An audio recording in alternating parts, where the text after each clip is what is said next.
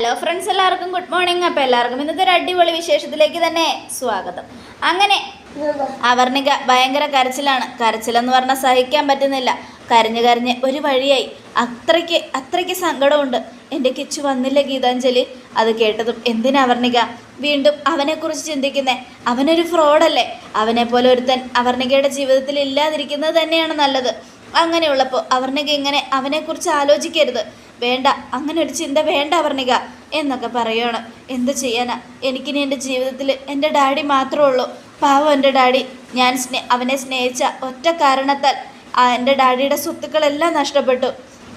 എന്നിട്ടും ആ സ്വത്തുക്കളെല്ലാം തിരിച്ചു പിടിക്കാൻ ആ പാവം ഒരുപാട് കഷ്ടപ്പെട്ടു. എന്നിട്ടും അതൊന്നും തിരിച്ചു കിട്ടിയില്ല. അവസാനം എല്ലാം നഷ്ടപ്പെട്ടിട്ട് ഉണ്ടായിരുന്നതൊക്കെ വിറ്റ് പിറക്കി എൻ്റെയും എൻ്റെ കിച്ചുൻ്റെയും പേരിൽ എഴുതി വെച്ചു. എന്ത് ചെയ്യാനാ, എൻ്റെ ഡാഡിക്ക് അറിയില്ലല്ലോ അവനൊരു ഫ്രോഡായിരുന്നു എന്ന്. എന്തുകൊണ്ടും എൻ്റെ ഡാഡി ഒരു പാവമാണ്. എൻ്റെ ഡാഡി എന്നെ കാണാൻ വരും. അങ്ങനെ വരുമ്പോൾ എൻ്റെ ഡാഡിയോടെല്ലാം തുറന്ന് പറയണം ഗീതാഞ്ജലി. ഇനിയും എൻ്റെ ഡാഡിയുടെ മുൻപിൽ ഒരു കുറ്റവാളിയെ പോലെ ജീവിക്കാൻ എനിക്ക് വയ്യ. ഞാനൊരു വലിയ തെറ്റുകാരിയാണ്. എൻ്റെ ആഗ്രഹങ്ങൾ എന്ത് സാധിച്ചു തരുമെന്നുള്ള എൻ്റെ വിശ്വാസം എൻ്റെ ഡാഡിയുടെ കാര്യത്തിൽ ഞാൻ എൻ്റെ ഡാഡിയെ അതിൽ പറ്റിച്ചു. കിച്ചുവിനോടുള്ള എൻ്റെ ഇഷ്ടം ആ കിച്ചു എന്നോട് കാണിക്കുന്ന ഇഷ്ടം ആത്മാർത്ഥമാണെന്ന് കരുതിയിട്ട് ഞാൻ അവനെ ഒരുപാട് സ്നേഹിച്ചു എന്നൊക്കെ പറയണം. അത് കേട്ടതും ആകെ സങ്കടപ്പെട്ട് ഗീതു ഇങ്ങനെ നിൽക്കുക. അവർണിക കരയല്ല അവർണിക, എനിക്ക് തന്നെ എങ്ങനെ ആശ്വസിപ്പിക്കാൻ പറ്റും? എനിക്കൊന്നും പറ്റുന്നില്ല അവർണിക. താനും കൂടെ ഇങ്ങനെ കരഞ്ഞാൽ ഞാൻ ആകെ തളർന്നു പോകും. പറ്റാഞ്ഞിട്ടാ ഗീതാഞ്ജലി. അത്രയ്ക്ക് വിഷമമുണ്ട്. വിഷമം മനസ്സിലിങ്ങനെ നിറഞ്ഞു നിൽക്കുക. എന്ത് ചെയ്യണമെന്ന് ഓർത്തിട്ട് ഒരു പിടിയും കിട്ടുന്നില്ല. ആകെ ഉണ്ടായിരുന്ന എൻ്റെ കുഞ്ഞും പോയി. ഇനി ഞാൻ എങ്ങനെ സന്തോഷത്തോടെ ജീവിക്കും ഗീതാഞ്ജലി എന്നൊക്കെ പറയുവാണ്. അത് കേട്ടതും ഭയങ്കര സങ്കടത്തോടെ ഗീത നോക്കുക. അപ്പോഴേക്കും നമ്മുടെ ഗോവിന്ദനെയാണ് കാണിക്കുന്നത്. എത്ര വിളിച്ചിട്ട് ഫോൺ കിട്ടുന്നില്ലല്ലോ. ചിലപ്പോൾ ഡ്രൈവ് ചെയ്യായിരിക്കും സാർ, അതുകൊണ്ടായിരിക്കും എടുക്കാത്തത് എന്നൊക്കെ പറഞ്ഞുകൊണ്ട് നിൽക്കുമ്പോൾ ദേ വരുന്നു രഘുറാമിനെ കണ്ടതും നമ്മുടെ ഗോവിന്ദ് ദേ വന്നു സാറ് എന്നും പറയാ. ഗോവിന്ദ് എന്തായി ഗോവിന്ദ്?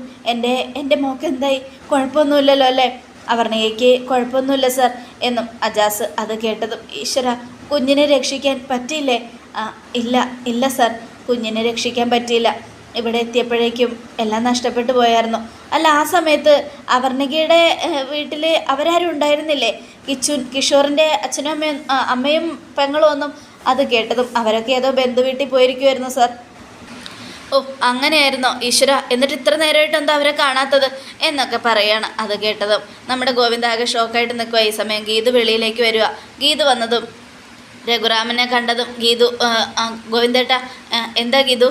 ദേ രഘുറാം അങ്കിളിനോട് എല്ലാ കാര്യവും പറയാനാ അവർണിക എന്നോട് പറഞ്ഞത്. ഇനിയൊന്നും മറച്ചു വെക്കണ്ടെന്നും പറഞ്ഞു. എന്തു പറ്റി എന്നും രഘുറാം ചോദിക്കുക. അത് പിന്നെ കിഷോറുമായിട്ടുള്ള എല്ലാ പ്രശ്നങ്ങളും രഘുറാം അങ്കിളിനോട് പറയാനാ അവർണിക എന്നോട് പറഞ്ഞത്. അത് കേട്ടതും എന്താണേലും ഗീതു തന്നെ പറഞ്ഞോ? എന്താണേലും പറ എന്ന് പറയുക. അപ്പോഴേക്കും ആ ഡോക്ടർ വരിക. ഡോക്ടർ ഗീതുവിനെ കാണുക. ഗീതാഞ്ജലി. അപ്പോൾ ഗീതു ഡോക്ടർ എന്നും പറഞ്ഞ് അങ്ങോട്ട് ചെല്ലുവാണ്. ഈ സമയം എന്താ ഗീതാഞ്ജലി ഇവിടെ? അത് ഇവിടെ അഡ്മിറ്റായിരിക്കുന്ന അവർണിക എൻ്റെ ബെസ്റ്റ് ഫ്രണ്ടാണ്. അത് കേട്ടതും ഓ, ആ കുട്ടിയോ? ഇന്നലെ രാത്രി കൊണ്ടുവന്നത്? ഇന്നലെ രാത്രി കൊണ്ടുവന്ന കുട്ടി തന്നെയാണ്. അവളുടെ കുഞ്ഞ് നഷ്ടപ്പെട്ടു. സോറി ഗീതാഞ്ജലി, എന്നോട് അതിൻ്റെ കാര്യങ്ങൾ നോക്കാൻ പറഞ്ഞതാ. പക്ഷെ ഞാനിവിടെ എത്തിയപ്പോഴേക്കും കുഞ്ഞ് പോയി കഴിഞ്ഞിരുന്നു എന്നൊക്കെ പറഞ്ഞിങ്ങനെ സംസാരിച്ചുകൊണ്ടിരിക്കുക. ഈ സമയം അങ്ങനെ അവർ സംസാരിച്ചുകൊണ്ടിരിക്കുന്ന സമയത്ത് പെട്ടെന്നൊരു ഫോൺ കോൾ വരിക. ഫോൺ വന്നതും ഡോക്ടർ ഒരു മിനിറ്റ് എന്നും പറഞ്ഞുകൊണ്ട് ഗീതു ഫോൺ എടുത്തുകൊണ്ട് അങ്ങോട്ട് ചെല്ലുകയാണ്. അപ്പോൾ ഹലോ, എന്താ രേഖച്ചി? എൻ്റെ ഗീതു, നീ ഇവിടെ ഇല്ലാതെ കുഞ്ഞ് ഭയങ്കര കരച്ചില്ല, നിർത്താതെ കരയുക. അപ്പോൾ പ്രിയയ്ക്കാണെങ്കിൽ സങ്കടം വന്നിട്ട് ഒരു രക്ഷയില്ല. പ്രിയയും ഭയങ്കര കരച്ചില്ല. ചേച്ചി, ഞാനിപ്പോൾ അവർണികയുടെ ഒപ്പം ഉള്ളത്. അവർണികയ്ക്ക് തീരെ വയ്യ, ഹോസ്പിറ്റലിലാണ്, കുഞ്ഞ് പോയി. അത് കേട്ടതും ഈശ്വര, എങ്ങനെ? എന്താ സംഭവിച്ചത്? പറഞ്ഞിട്ട് കാര്യമില്ല ചേച്ചി. ആകെ മൊത്തത്തിൽ സങ്കടം. ഞാനിപ്പോൾ ഹോസ്പിറ്റലിലാണ് ഉള്ളത്. ഈ ഒരു അവസ്ഥയിൽ അവർണികയുടെ കൂടെ ആരുമില്ല സ്ത്രീകളായിട്ട്, ഞാൻ മാത്രമേ ഉള്ളൂ. അതുകൊണ്ട് ചേച്ചി എങ്ങനെയെങ്കിലും കുഞ്ഞിനെ ഒന്ന് കരച്ചിൽ നിർത്തും. എൻ്റെ ദൈവം, എൻ്റെ ഗീതു, മാധവൻ്റെ കാര്യം നിനക്കറിയാലോ. ഞങ്ങൾ ആരും ഉണ്ടെങ്കിലും അവനൊരു കാര്യമില്ല. നീ തന്നെ വേണം. അവൻ്റെ അമ്മയുടെ മടിയിൽ അവൻ കിടക്കുന്നേ, എന്നിട്ടും കരച്ചിൽ നിർത്തുന്നില്ല. ഇനിയിപ്പോൾ എന്ത് ചെയ്യും ചേച്ചി? ഇവിടെ സ്ത്രീകളാരും ഇല്ലെങ്കിൽ ഒന്നും പറ്റില്ലല്ലോ. പാവ അവർണിക, ആരും ഇല്ലെങ്കിൽ അവളാകെ സങ്കടപ്പെട്ടു പോകും ചേച്ചി. എന്നാൽ പിന്നെ ഒരു കാര്യം ചെയ്യാം, ഞാൻ അങ്ങോട്ട് വരാം. നീ എന്തായാലും ഇങ്ങോട്ട് വാ. ശരി ചേച്ചി, എന്നാൽ പെട്ടെന്ന് റെഡിയായിട്ട് വാ. ഞാൻ റെഡിയായിട്ട് അങ്ങോട്ട് വരാം എന്നൊക്കെ പറഞ്ഞുകൊണ്ട് ഗീതു ഫോൺ കട്ട് ചെയ്യണം അങ്ങനെ അങ്ങോട്ട് പോകാനായിട്ട്. ഈ സമയം ഡോക്ടർ വന്നിട്ട് നമ്മുടെ ഇതിനെ വിളിക്കുക. ആ ഗീതാഞ്ജലി ഗീതു അങ്ങ് പോവുക. അപ്പോഴേക്കും ഡോക്ടർ എന്തോ കാര്യം പറയാൻ വന്ന പോലെ ഇങ്ങനെ നിൽക്കുവാണ്. ഈ സമയം പിന്നീട് കാണിക്കുന്നത് രഘുറാമിനെയാണ്. രഘുറാം ഭയങ്കര കരഞ്ഞ് കരഞ്ഞ് ഒരു വഴിയായി. അപ്പോഴേക്കും നമ്മുടെ ഗീതു അങ്ങ് ചെന്നു. ഗീതു ചെന്നതും എല്ലാം രഘുറാം അങ്കിളിനോട് പറഞ്ഞോ? എന്താ അങ്കിളെ, ഞാനൊരു കാര്യം പറയട്ടെ, ഒരു സത്യം. എന്തൊക്കെയായാലും അവർണികയുടെ ജീവിതത്തിൽ നിന്നും ആ കിഷോർ ഒഴിഞ്ഞു പോയത് നന്നായി. പറയാൻ പാടില്ലാത്തതാണ്, എന്നാലും ഞാൻ പറയുക. ഞാൻ പറയുന്നതിലും കാര്യമുണ്ട്. അവർണിക ഇനി സന്തോഷത്തോടെ ജീവിക്കട്ടെ, അതായിരിക്കും നല്ലത്. അത് കേട്ടതും നമ്മുടെ രഘുറാം ഇല്ല, എനിക്കത് സഹിക്കാൻ പറ്റില്ല.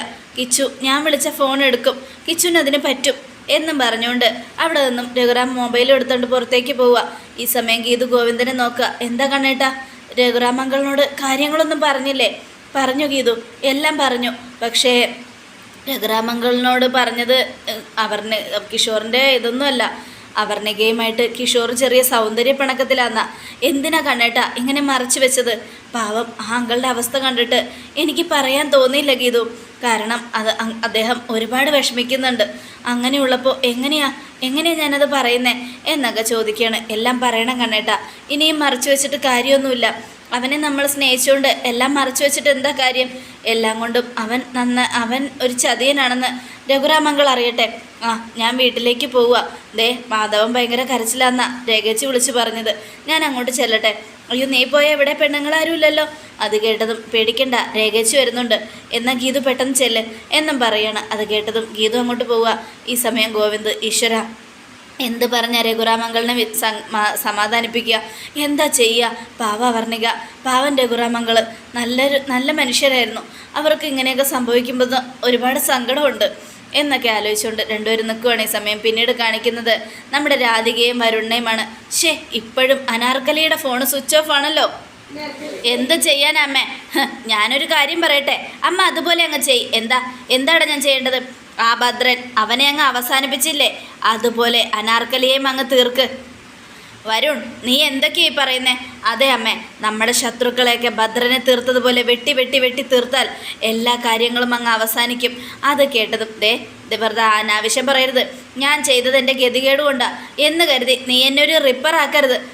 അമ്മ ഇപ്പം റിപ്പറാണല്ലോ, റിപ്പറായി കഴിഞ്ഞു. ഇനിയിപ്പോൾ ഇതിനെക്കുറിച്ചൊന്നും എന്നോട് ചോദിക്കണ്ട. ഞാൻ പറഞ്ഞുതരാൻ വേണ്ട. എന്തൊരു രസമായിരുന്നു ആ ഭദ്രൻ്റെ പള്ളയ്ക്ക് കത്തി കുത്തി ഇറക്കുമ്പോൾ. ഒന്നും മിണ്ടാതിരിയട നാശം പിടിച്ചവനെ, നീ എന്നെ പോലീസുകാരുടെ മുൻപിൽ കാണിച്ചു കൊടുക്കുമെന്നാണല്ലോ തോന്നുന്നേ. അല്ലമ്മേ, എന്നാലും ഭദ്രൻ എന്ന് പറഞ്ഞ വലിയൊരു ശല്യം നമുക്ക് ഒഴിഞ്ഞല്ലോ, അത് തന്നെ വലിയ കാര്യം. എന്തായാലും എനിക്ക് നല്ല സന്തോഷമുണ്ടമ്മേ. എന്തൊക്കെയായാലും നമ്മൾ ഇത്രയും നാൾ ശല്യം ചെയ്ത ആ ഭദ്രൻ തീർന്നു, ഇനി അനാർക്കലിയും തീരണം. പിന്നെ ആ കിഷോറിനും കൂടെ ഒരു കത്തി മേടിച്ച് വെക്കണം അമ്മേ. എല്ലാവരും അമ്മ ചകചകാന്ന് അങ്ങോട്ട് കുത്ത്, പിന്നാലെ ഞാനും കുത്തി അവരുടെ കാര്യം അങ്ങ് തീർത്തോളാം. അത് കേട്ടതും ഈശ്വര, ഏത് നേരത്താണാവോ എനിക്ക് ഇവനെ പ്രസവിക്കാൻ തോന്നിയത്. അത് കേട്ടതും വരുൺ, അമ്മേ ഞാൻ അമ്മയെ സപ്പോർട്ട് ചെയ്യുന്ന കാര്യമല്ലേ പറയുന്നേ. നമുക്ക് ശത്രുക്കളായിട്ട് ആരുണ്ടെങ്കിലും അവരെയൊക്കെ തീർക്കണമേ, അതാണ് എൻ്റെ ആഗ്രഹം എന്നൊക്കെ പറഞ്ഞുകൊണ്ട് വരുൺ ഇങ്ങനെ നിൽക്കുകയാണ്. അപ്പോഴേക്കും മുറ്റത്തൊരു കാറ് വരിക. കാറ് കണ്ടതും എല്ലാവരും ഇങ്ങനെ അതിശയിച്ച് നോക്കുക. എന്താണ്, ആരാണത് എന്നൊക്കെ ആലോചിച്ചുകൊണ്ട് അപ്പോഴേക്കും കാറിൽ നിന്നും വിജയലക്ഷ്മി ഇറങ്ങി. വിജയലക്ഷ്മിയെ കണ്ടതും രാധിക ഞെട്ടി. ഈശ്വര, അടുത്ത അവതാരം എന്നും പറഞ്ഞുകൊണ്ട് വരണം. അപ്പോഴേക്കും രാധിക അങ്ങ് കയറി വന്നു. നിനക്കെന്താ ഇവിടെ കാര്യം? അത് കേട്ടതും അറയ്ക്കൽ വീട്ടിൽ എനിക്കെന്താ കാര്യമെന്ന് ഞാൻ ഇവൻ്റെ മുൻപിൽ വെച്ച് തന്നെ പറയണോ എന്നും വിജയലക്ഷ്മി. അപ്പോൾ അതെ, നിങ്ങൾ കുറേ നാളായല്ലോ എൻ്റെ മുൻപിൽ വെച്ച് എന്തൊക്കെയോ രഹസ്യങ്ങൾ പറയുമെന്ന് എൻ്റെ അമ്മയെ ഭീഷണിപ്പെടുത്തുന്നു. എന്നാൽ പറയേ, എന്താണെങ്കിലും പറയേ. എന്താ നിങ്ങൾക്ക് പറയാനുള്ള പെണ്ണുപിള്ളേ? എന്താണെങ്കിലും അങ്ങ് പറഞ്ഞിട്ട് പോ. ഡാടാ മിണ്ടാതിരിയടാ നാരിന്ത് ചെറുക്ക, നിൻ്റെ ഈ കട്ടിമീശ കാണിച്ച് എന്നെ പേടിപ്പിക്കണ്ട. ഈ വിജയലക്ഷ്മി ഒരുപാട് ആൾക്കാരെ കണ്ടിട്ടുള്ളതാ. പോയി താരത്തിൽ പോയി കളിയടാ, അല്ലാതെ ബാക്കിയുള്ളവൻ്റെ മെക്കിട്ട് കയറാൻ വരാതെ പോടാ എന്നും പറഞ്ഞുകൊണ്ട് വിജയലക്ഷ്മി വരുണിനെ കളിയാക്കുക. അത് കണ്ടത് വരുണാകെ ചമ്മി നാറി രാധിക അമ്മയുടെ പിന്നിൽ നിൽക്കുക. വിജയലക്ഷ്മി നീ എന്തിനിവിടെ വന്നു? അത് കേട്ടതും അറയ്ക്കൽ മാധവൻ നായരെ ചതിച്ച് ഇല്ലാതാക്കിയ അനാർക്കലിയുമായിട്ട് നിനക്ക് എന്താണ് ബന്ധമെന്ന് എനിക്കറിയണം. അതിനുവേണ്ടി തന്നെയാണ് ഞാൻ ഇങ്ങോട്ട് വന്നത്. അതിനുവേണ്ടി തന്നെ. അത് കേട്ടതും അനാർക്കലിയുമായിട്ട് എനിക്കെന്താ ബന്ധം എന്നുള്ളത് അവിടെ ഇരിക്കട്ടെ. പക്ഷേ അനാർക്കലിയുമായിട്ട് നിനക്കെന്താ ബന്ധം? ഗോവിന്ദൻ്റെ മുന്നിൽ നിന്നും അനാർക്കലിയെ നീ രക്ഷിച്ചില്ലേ? ഗോവിന്ദൻ്റെ അടുത്ത് വരാതിരിക്കാൻ അനാർക്കലിയെ നീ ഒളിപ്പിച്ചില്ലേ? അതിൻ്റെ കാര്യം എന്താണെന്ന് എനിക്കും അറിയണം. അത് കേട്ടതും നമ്മുടെ വിജയലക്ഷ്മി, എൻ്റെ മോൻ അവനൊരു കൊലയാളി ആകാതിരിക്കാനാണ് ഞാൻ അങ്ങനെ ചെയ്തത്. അവനങ്ങനെ എൻ്റെ നഷ്ടം എനിക്ക് മാത്രമാണ്. എനിക്കും അത്രയും തന്നെ ഉള്ളൂ. എൻ്റെ മോനൊരു കൊലയാളിയാകാൻ പാടില്ല. അതിനു വേണ്ടിയാണ് ഞാനും അവനിൽ നിന്നും അനാർക്കലിയെ മാറ്റിയത്. അങ്ങനെയുള്ളപ്പോൾ എനിക്ക് ഞാൻ ചെയ്തത് തെറ്റായിട്ട് തോന്നിയില്ല വിജയലക്ഷ്മി. മാധവേട്ടനെ ചതിച്ചു കൊന്നത് ആരാണെങ്കിലും അവർക്കൊന്നും മാപ്പില്ല. എനിക്ക് അവളുമായിട്ട് ബന്ധമുണ്ടെന്ന് നീ പറഞ്ഞാൽ നിനക്കും അങ്ങനെ തന്നെയാണെന്ന് എനിക്കും പറയേണ്ടി വരും. അതുകൊണ്ട് നീ സൂക്ഷിച്ചു വിജയലക്ഷ്മി എന്നൊക്കെ പറയണത് കേട്ടതും വിജയലക്ഷ്മി, എനിക്ക് ഒന്നും നിന്നോട് പറയാനില്ല. പ്രിയയും കുഞ്ഞിനെ ഒന്നും കാണാൻ വേണ്ടി വന്നതായി മാറിക്ക്. ഇല്ല, നീ ഈ വീടിൻ്റെ അകത്തേക്ക് കയറാൻ പാടില്ല. കയറിയ നീ എന്ത് ചെയ്യും? നിന്നെ ഇവിടെ നിന്ന് വലിച്ചഴിച്ച് പുറത്തേക്ക് എറിയും. അങ്ങനെ തന്നെ ഞാൻ ചെയ്യും. അത് കേട്ടതും വേണ്ട വേണ്ട വിജയലക്ഷ്മി, കൂടുതൽ എന്നോട് കളിക്കല്ലേ. എന്നോട് കളിച്ച ഞാൻ ആരാണെന്ന് വിവരം അറിയും. എന്നാ നീ കാണിക്കടി. നീയും നിൻ്റെ മോനും ഈ വീട്ടിൽ ആരുമല്ല. എല്ലാ അധികാരാവകാശമുള്ളവർ പറയട്ടെ ഞാൻ ഇങ്ങോട്ട് വരണ്ടാന്ന്. അത് കേട്ടതും എന്തൊക്കെയായി പറയുന്നത് നിങ്ങൾ? ഒരു കാര്യം ഞാൻ പറഞ്ഞേക്കാം. അധികം അഹങ്കാരം കാണിച്ച അറയ്ക്കലിൽ നിന്നും പുറത്തു പോകുന്ന നിങ്ങൾ കരഞ്ഞുകൊണ്ടായിരിക്കും പോകുന്നത്. അത് കേട്ടതും ഒന്ന് പോടി, നീ എന്നെ പേടിപ്പിക്കല്ലേ എന്നൊക്കെ പറഞ്ഞുകൊണ്ടിരിക്കുമ്പോൾ ഗീതു വരിക. ഗീതു വന്നതും വിജയലക്ഷ്മി ഓടി ഒന്ന് കെട്ടിപ്പിടിക്കുക. അമ്മേ, ഇതെപ്പോൾ വന്നു? എന്നിട്ട് ഞാൻ അറിഞ്ഞില്ലല്ലോ. ഈ കള്ളി രഞ്ജു എന്നോട് പറഞ്ഞേ ഇല്ല. അത് കേട്ടതും ഞാനേ ഇപ്പോഴാണ് അറിഞ്ഞത്, കുറച്ച് മുമ്പ് അമ്മ എന്നെ വിളിച്ചത് എന്നൊക്കെ പറഞ്ഞങ്ങനെ ചിരിച്ചും കളിച്ച് സംസാരിച്ചുകൊണ്ട് നിൽക്കുക. അല്ലടി പെണ്ണേ, എന്തോ ഒരു രഹസ്യം എന്നോട് പറയാനുണ്ടെന്ന് പറഞ്ഞില്ലേ? അതെന്ത് രഹസ്യമാണ്? ഒന്ന് പോടുന്നു, എനിക്ക് നാണം വരുന്നു എന്ന ഗീതു. അത് കേട്ടതും ഇത്രയ്ക്ക് നാണം വന്നോ?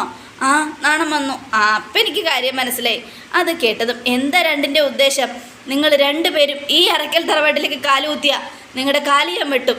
അത് കേട്ടതും ഈ രാധികാമ്മയുടെ ഒരു കണ്ണേ, ഞാൻ അല്ലെങ്കിൽ ആലോചിക്കുമായിരുന്നു ഈ ചുരിദാർ ഇട്ടിട്ട് ഈ പാൻറ്റിന് ഭയങ്കര വലുപ്പമുണ്ടല്ലോ എന്ന്, അതാര് വെട്ടിത്തരുമെന്ന്. എന്തായാലും പൈസ മുടക്കില്ലാതെ രാധികാമ്മ വെട്ടിത്തരാമെന്ന് പറഞ്ഞുകൊണ്ടേ സന്തോഷമായി. എന്നാൽ പിന്നെ ഒരു കാര്യം ചെയ്യാം, ഞാൻ വീടിനകത്ത് പോയിട്ട് ഡ്രസ്സ് മാറിയിട്ട് ഈ പാൻറ് അങ്ങ് തരാം. രാധികാമ്മ 2 കാലും വെട്ടിക്കോ. അത് കേട്ടതും അതേ, നീ എന്താ എൻ്റെ അമ്മയെ കളിയാക്കുവാണോ?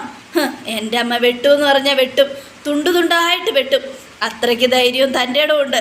അത് കേട്ടതും ഇത് ചിരിക്കുക. ഒന്ന് പോരാധികാമ്മ. അല്ല, അമ്മ എന്താ ഇവിടെ തന്നെ നിൽക്കുന്നേ?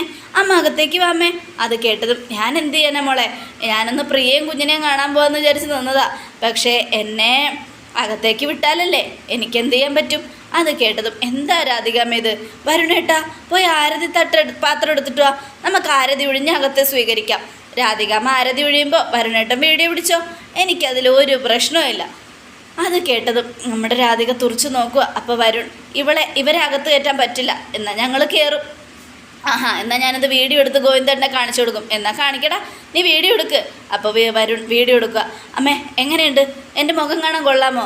നീ നല്ല തടിച്ചുരുണ്ടിരിപ്പുണ്ട് പെണ്ണേ. എൻ്റെ അമ്മ പറഞ്ഞാൽ പിന്നെ അപ്പീലില്ല. അതെ, ഈ വീട്ടിൽ ഞാനും വിജയലക്ഷ്മി അമ്മയും കാല് കുത്തും കുത്താതിരിക്കും. അത് പറയാൻ ആർക്കും അധികാരമില്ല, അത് തടയാനും. അങ്ങനെയുള്ളപ്പോൾ ഞങ്ങളിവിടെ വരണ്ട എന്നുള്ള അഹങ്കാരം ആർക്കെങ്കിലും ഉണ്ടെങ്കിൽ അത് തീർത്തോളാം, ഇന്നത്തോടെ അവസാനിപ്പിച്ചോളാം. ഇനി ഞങ്ങൾ വരണ്ടെന്ന് കണ്ണേട്ടൻ പറയട്ടെ, എന്നാൽ ഞങ്ങൾ വരാതിരിക്കാം. വിജയലക്ഷ്മി അമ്മയും ഞാനും ഇവിടെ പ്രിയയെ കാണാതിരിക്കും. അതൊന്നും ആരും തടയണ്ട. എന്താ ഇനി വീഡിയോ എടുക്ക്. അത് കേട്ടതും നിനക്ക് അഹങ്കാരമാടി, മാധവന് നീ തന്നെ വേണം എന്നുള്ള അഹങ്കാരം. അതെ, അങ്ങനെ തന്നെയാണ്. എൻ്റെ മാധവൻ കുഞ്ഞിനെ ഞാൻ തന്നെ വേണം. അതുകൊണ്ട് തന്നെയാണ് ഞാൻ ഇത്രയും നേരം മിണ്ടിക്കൊണ്ട് നിന്നത്. എന്തായാലും ഇല്ലെങ്കിൽ വേണ്ട, ഞാനൊരു കാര്യം ചെയ്യാം. നിങ്ങൾക്ക് മാധവനെ കയ്യിലാക്കാൻ പറ്റുമെങ്കിൽ കയ്യിലാക്ക്. മാധവനെ ഞാൻ രാധികാമ്മയുടെ കയ്യിൽ വെച്ച് തരാം. അത് കേട്ടതും രാധികാമ്മ ഒന്ന് പതറി, അങ്ങോട്ട് വഴി മാറി നിൽക്ക് രാധികാമ്മേ എന്നും പറഞ്ഞ് വിജയലക്ഷ്മിയെ വിളിച്ചുകൊണ്ട് ഗീതു അകത്തേക്ക് പോവുകയാണ്. എന്ത് ചെയ്യാനാ? ഭദ്രൻ്റെ കാര്യം അറിഞ്ഞു കഴിഞ്ഞാൽ, പ്രിയയുടെ അസുഖം മാറിക്കഴിഞ്ഞാൽ, ഇല്ലെങ്കിൽ വിനോദ് വന്നു കഴിഞ്ഞാൽ അവളെയും കുഞ്ഞിനെയും അങ്ങോട്ട് വിട്ടരെ. അങ്ങനെ ആകുമ്പോൾ അവരുടെ കൂടെ ഈ ശല്യം നമുക്ക് ഒഴിഞ്ഞു കിട്ടും. അത് കേട്ടതും എടാ, അതെങ്ങനെ ശരിയാവും? ഭദ്രൻ മരിച്ചതറിഞ്ഞാൽ ഉറപ്പായിട്ടും ആ വിലാസിനെയും വിനോദും പ്രിയ അവിടെ നിർത്തില്ല, ഇവിടെ തന്നെ കൊണ്ട് നിർത്തും. ഇവിടെ നിർത്തി അവർ സന്തോഷത്തോടെ ഇവിടെ ജീവിക്കും. ഓ ഇനിയിപ്പോൾ എന്ത് ചെയ്യാനമ്മേ, എല്ലാം കൊണ്ടും നമുക്കിനി തകർച്ചയാണല്ലോ. എനിക്കറിയില്ല എന്ത് ചെയ്യണമെന്ന്. എല്ലാം കൊണ്ടും തലവേദന പിടിച്ചിരിക്കുന്ന സമയമാണ്, തലവേദന എന്നൊക്കെ പറഞ്ഞുകൊണ്ട് നമ്മുടെ രാധിക ഇങ്ങനെ തലയ്ക്ക് കൈയും കൊടുത്ത് നിൽക്കുകയാണ്. ഭദ്രൻ്റെ കാര്യം ആരെങ്കിലും അറിയോ എന്നുള്ളൊരു ടെൻഷനും രാധികാമ്മയ്ക്കുണ്ട്.